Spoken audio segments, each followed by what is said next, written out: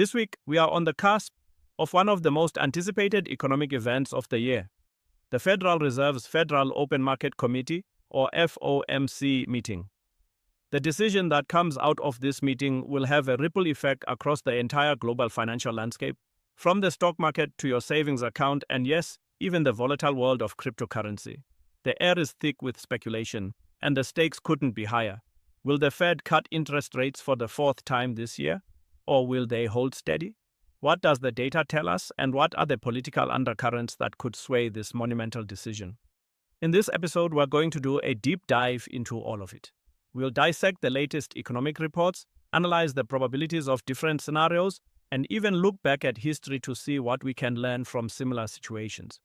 We'll also explore the unprecedented pressure coming from the White House and what it could mean for the Fed's independence. And of course, we'll break down what this all means for the crypto market and how you can position yourself for the trading opportunities that lie ahead. So, grab your coffee, get comfortable, and let's get into it. First, let's set the stage by looking at the economic data the Fed is scrutinizing.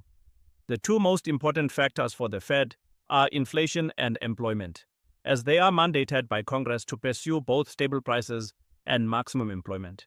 This is what's known as the Fed's dual mandate. Right now, these two indicators are telling very different stories, which is what makes the upcoming decision so complex.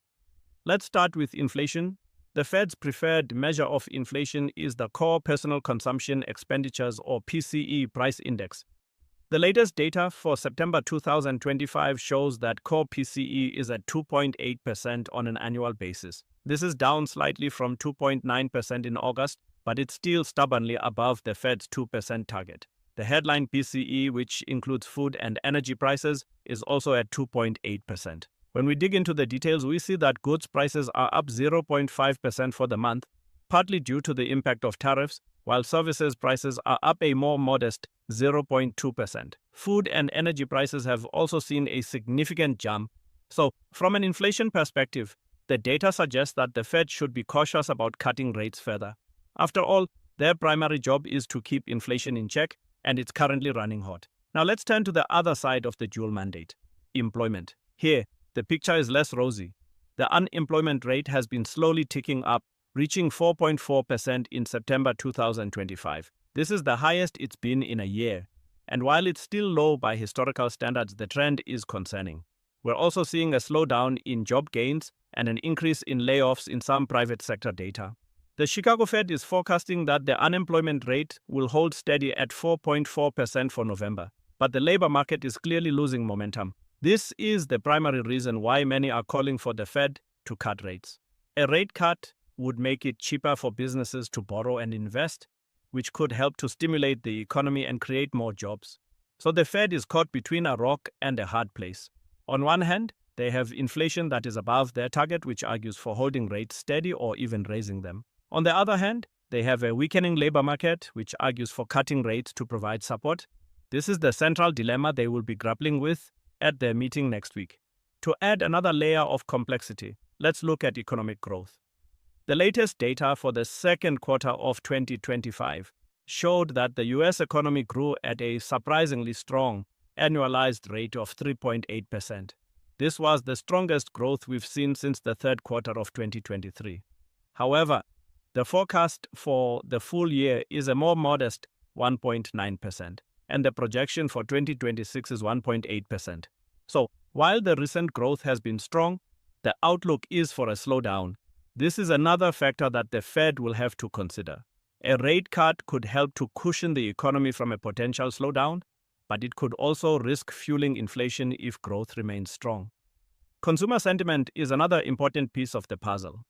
The latest data from the University of Michigan's survey shows that consumer sentiment is actually improving, which is a good sign for the economy. However, inflation expectations are falling, which could be a sign that consumers are becoming more cautious. Finally, let's look at personal income and spending.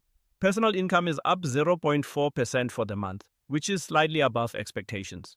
However, personal spending is up only 0.3%, which is slightly below expectations. This suggests that consumers are saving more and spending less, which could be another sign of caution. So, with all of this conflicting data, how do we make sense of what the Fed is likely to do? this is where historical parallels can be helpful. Let's look back at 2019, a year when the Fed also cut rates 3 times. At that time, the unemployment rate was at a 50-year low of 3.6%, and inflation was running below the Fed's 2% target. The economy was slowing, but it was still growing.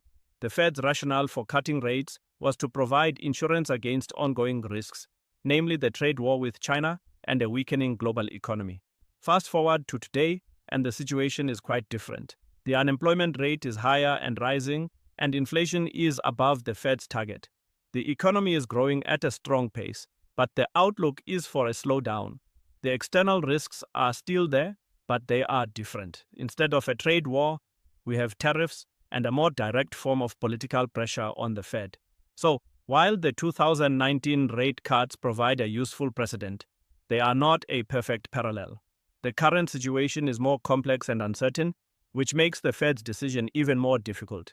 Now let's talk about the elephant in the room: the unprecedented political pressure being exerted on the Federal Reserve by the Trump administration. President Trump has been a vocal critic of the Fed and its chairman, Jerome Powell, repeatedly demanding lower interest rates. He has even gone so far as to call the Fed the biggest threat to the economy. This is a significant departure from past presidents who have generally respected the Fed's independence.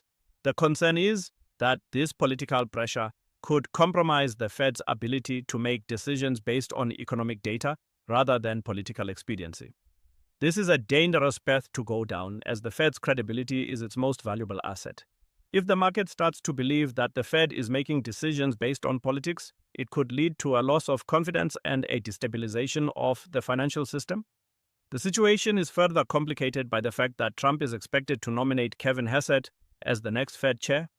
Hassett is a supply-side economist who is seen as being more aligned with Trump's desire for lower interest rates. The bond market has already reacted to this news, with yields rising on concerns that Hassett would be more aggressive in cutting rates, which could lead to higher inflation in the long run. This political drama adds another layer of uncertainty to the upcoming FOMC decision. Will the Fed bow to political pressure, or will they stick to their guns and make a decision based on the economic data? This is a question that has the entire financial world on the edge of its seat. So that with all of these factors in play, what are the probabilities of different scenarios for the upcoming FOMC meeting? According to the CME FedWatch tool, the market is currently pricing in an 87.2% probability of a 25 basis point rate cut.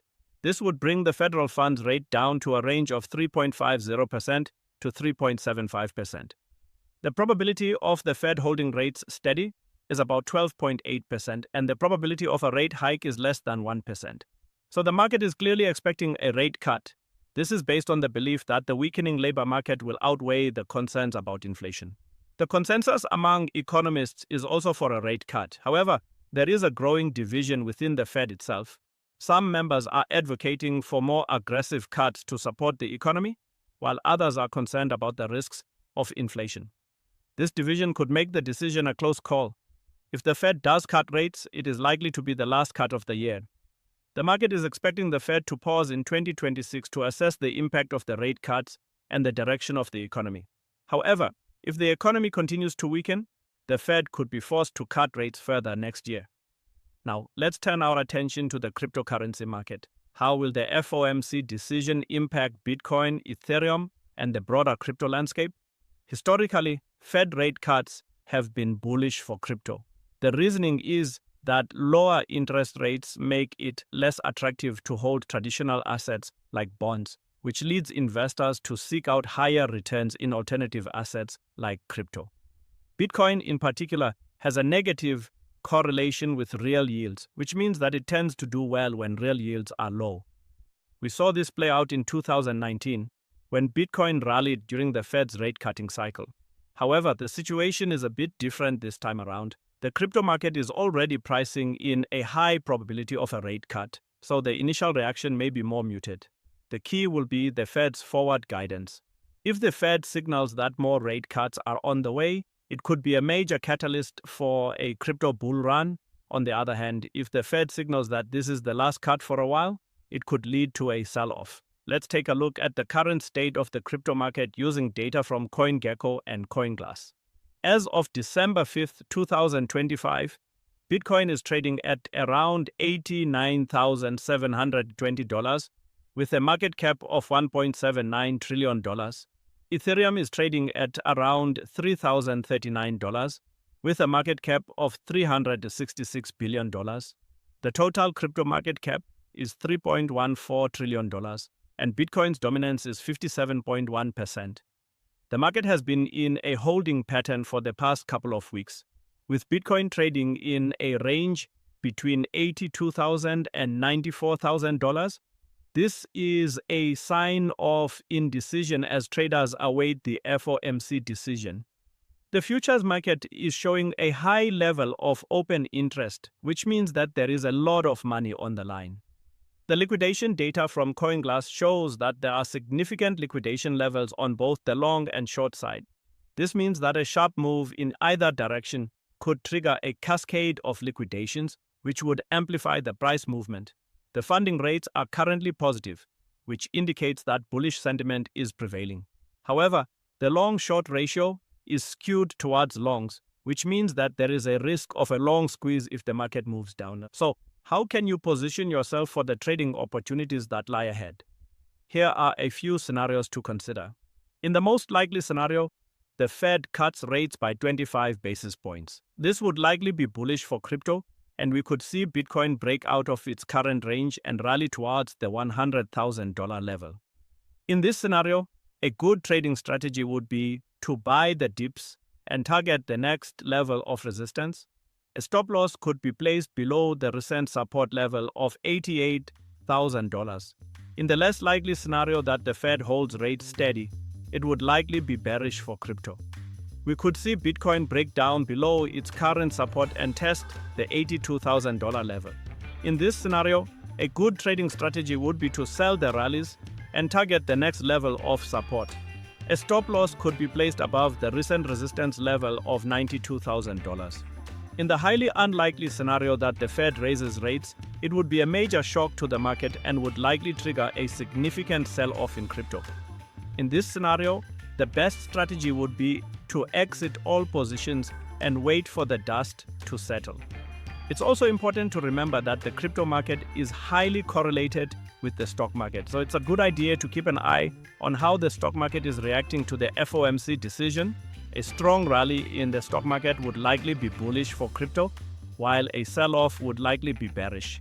In conclusion, the upcoming FOMC decision is a major event that will have a significant impact on the global financial markets, including the cryptocurrency market. The Fed is facing a difficult decision with conflicting signals from the economic data and unprecedented political pressure from the White House.